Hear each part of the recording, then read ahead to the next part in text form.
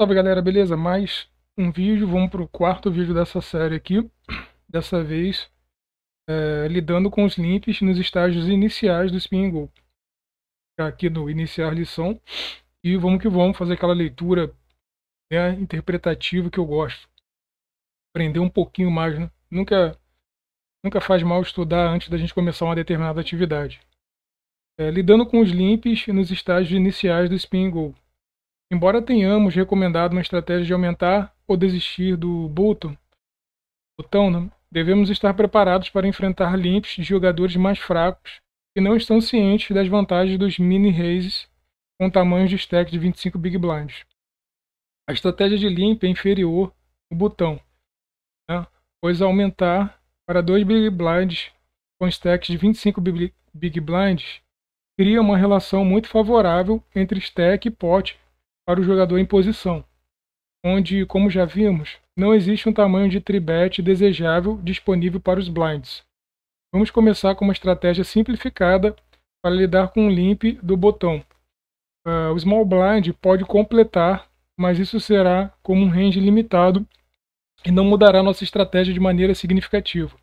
Vamos então seguir em frente para recomendar uma estratégia de aumento polarizada, explorada, quando enfrentar apenas o limp do small blind. Tranquilo.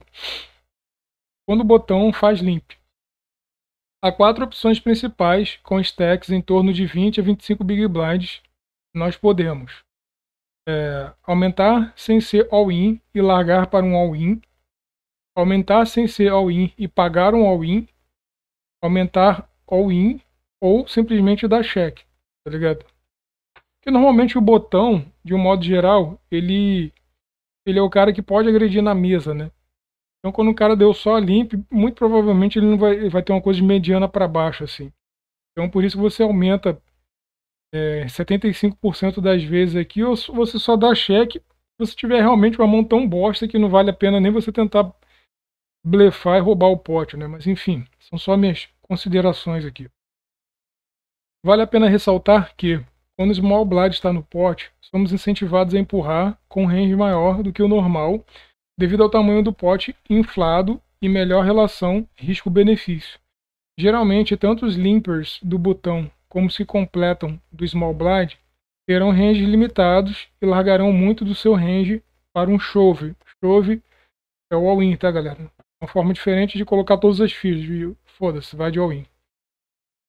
Os ranges de shove abaixo são, portanto, adaptados para essa situação e não para praticamente inexistente, em que há muitas armadilhas acontecendo. Devemos, no entanto, manter os olhos abertos para jogadores muito passivos, que basicamente só entram no pote de limp. E aí, tipo assim, se o cara é muito passivo, ele vai dar limp muito, na grande maioria das vezes, então não sei se essa estratégia não daria muito certo contra esse cara, porque naturalmente ele só vai vir quando ele tiver algo muito bom, assim, né? Já que essa é a característica principal dos jogadores passivos. Devemos nos conter contra jogadores que gostam de armadilhas. Aqui está a nossa recomendação. Aí em vermelho, que é mais ou menos aqui do rei dama off até o rei 9 off, que é bem limitado mesmo. Tem no caso aqui 4 big blinds ou fold. Aqui a gente vai estar verde, por exemplo, as as de 10-10 as as até as e 9 suited, que é uma mão forte. Você vai dar 4 vai pagar 4 big blinds e call, né? Normalmente é forte, né? E aí depois em azul você vai de raise ou all-in, por exemplo, os pares de 2-2 até 9-9, né? Pares pequenos e médios, e normalmente os ases, né? Vai dar raise, por exemplo, ele está falando especificamente dessa situação. O botão deu limp, demonstrando fraqueza, e você, por exemplo, se você tiver um 4-4 aqui, por exemplo, ou 3 e 2 off aqui, aí você dá check também. Foi realmente o que eu falei. Se você tem uma mão, por exemplo, o botão, normalmente ou o cara larga ou o cara dá chove, mas no caso específico aqui que a gente está estudando, se o cara simplesmente deu limp, ele tem uma mediana para fraca. Mas se você também não tem uma mão que seja lá essas coisas, como a gente joga por valor, e não, por exemplo, a dama 2 off, assim, você também só vai dar o cheque, tá ligado? Você só vai se manter na mão e você não vai. Pô, acho que eu entendi a estratégia, tá ligado? Mesmo que eu não veja aqui 100%, eu me liguei no que os caras estão querendo dizer, tá ligado? Óbvio que eu quero ser um aluno exemplar, né? Aquele cara que realmente seguiu a estratégia e você tem que saber fazer esse tipo de coisa, tá ligado? Tem que ter essa disciplina. Até porque, num futuro próximo, caso eu vá para um grupo de jogadores de pôquer aí e entre para um time de spin and go, esse é um dos meus objetivos. Realmente o cara vai te dar uma estratégia pronta e você vai ter que seguir, tá ligado? Até porque num time vai ter jogadores muito mais experiência que você, já passaram, entendeu? Já estão acima, não vou dizer topo da montanha, mas eles estão muito mais alto na montanha que você que está começando a seguir agora. Então, se o cara te der uma determinada ordem, um determinado grupo de range para você jogar, é exatamente isso que você tem que fazer. Então, bem ou mal, já estou me preparando também para isso. Óbvio, se for muito lucrativo sozinho aqui, mesmo assim, eu ainda acho que pelo menos durante um período, só para ver como é que os caras trabalham, a metodologia deles e como eles fazem as coisas, eu acredito que de fato seja importante, né, tá conectado a essa galera que tá acima de mim, né? No jiu-jitsu é como se eu fosse um faixa branca, e aí eu, pô, tô sempre trocando ideia e treinando com faixa azul, que é um nível acima. Ou então vou encontrar alguns faixas roxas. Né? Marrom tinha pouco, mas eu sempre ia lá dar uma treinada com Alves, que era meu amigo. Preta eu já não gostava tanto, porque o nível do cara ele é tão superior que eu não gostava de, assim, fazer um rola com preta. Eu gostava mesmo de fazer os rola com azul, que eu podia desenrolar um pouco mais. Ele é acima, mas não tão acima. Alguns roxos também eram interessantes. O marrom, assim, ele não é um preta, mas ele já sabe muito. Então eu também gostava, tá ligado? Então você tá num time, você vai estar conectado com várias pessoas que têm o teu objetivo.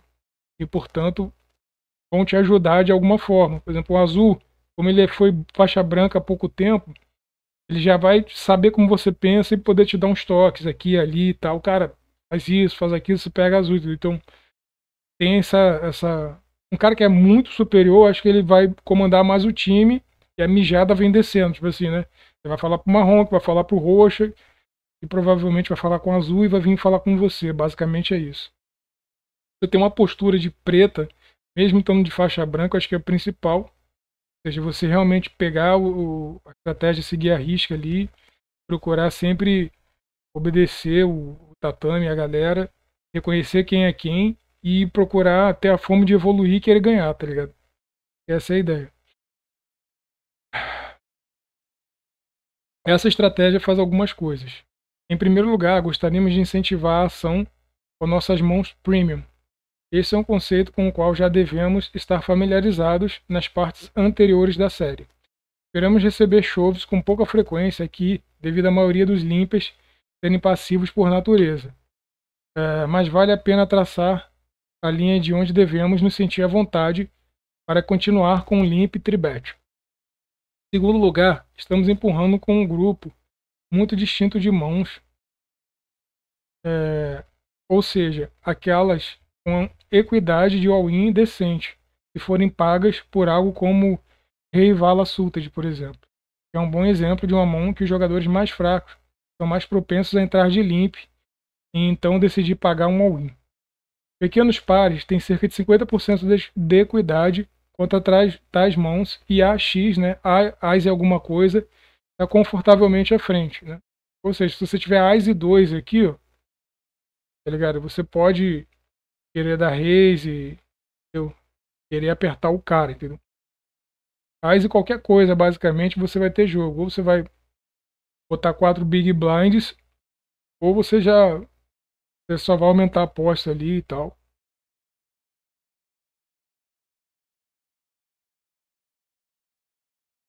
Quais e alguma coisa também bloqueia as mãos ruins para nós, como as Ás e as Reis.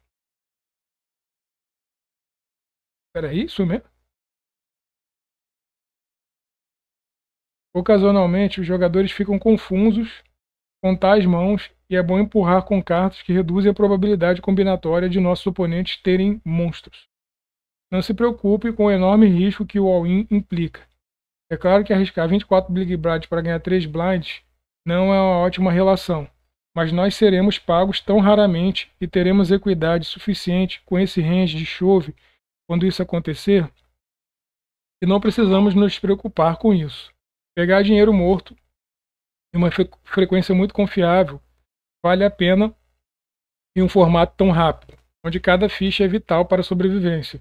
Os conectores naipados do range de chove podem estar muito vivos quando pagos por uma típica mão que dá limp e paga com desleixo, como um rei e dama off, 7-6 suited e companhia. Também são muito propensos a fazer mãos que dominam desistires. Por exemplo, dama 10 e 7 suited. Finalmente, nossas mãos de cheque compõem a grande maioria do nosso range. Isso é normal porque estamos nos dando o luxo de ver o flop de graça, então decidir se vamos ver o investimento adicional. Tudo cortesia do botão e seu comportamento sereno pré-flop. Mãos como Vala 10 suited podem parecer aumentos atraentes, mas elas podem estar dominadas em um pote inchado e funcionam muito bem em um cenário onde Vala 8 suited e 10 e 6 suited do vilão não tenham sido expulsos do pote. Acho que até aqui tudo bem, tudo tranquilo.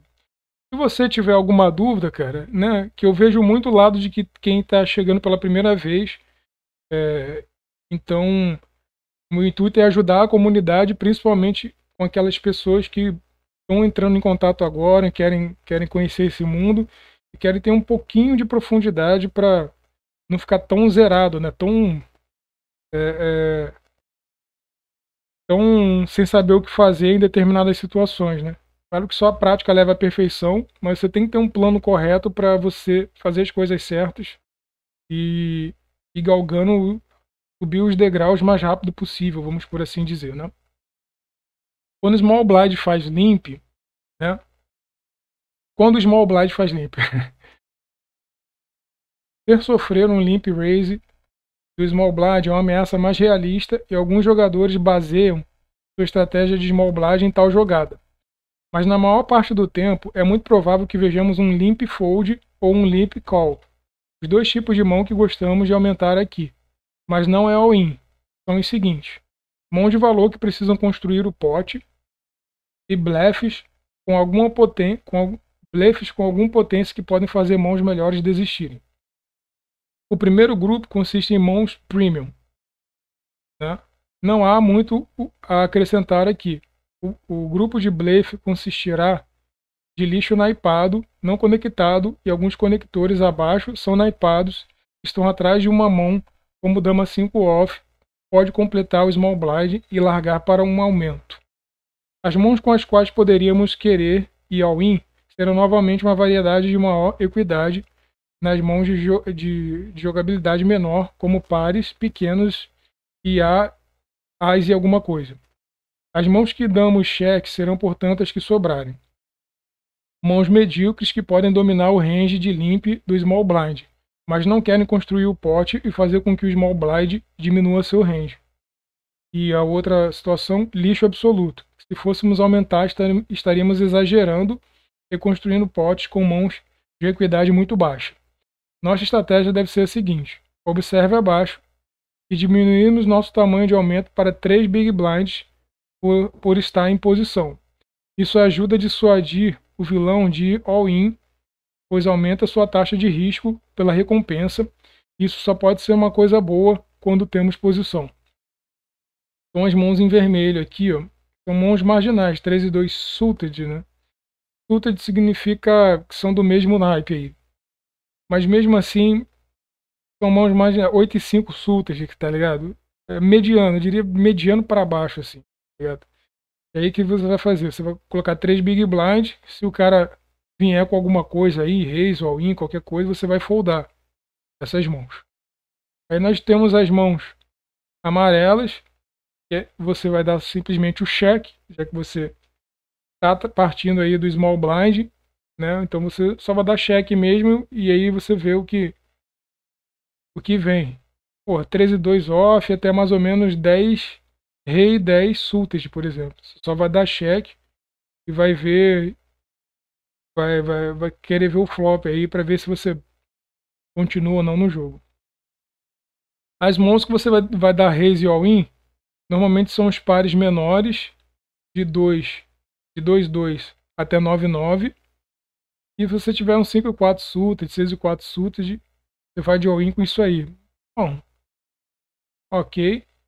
E os ases que não são os ases mais picas, tipo assim, do Ás e 9 até os Ás, ou a Ás e 10 off, ou uma parada assim, mas os ases que você vai de raise. Ás é alguma coisa, você vai dar raise, e o cara vier, você vai dar all-in pra possivelmente.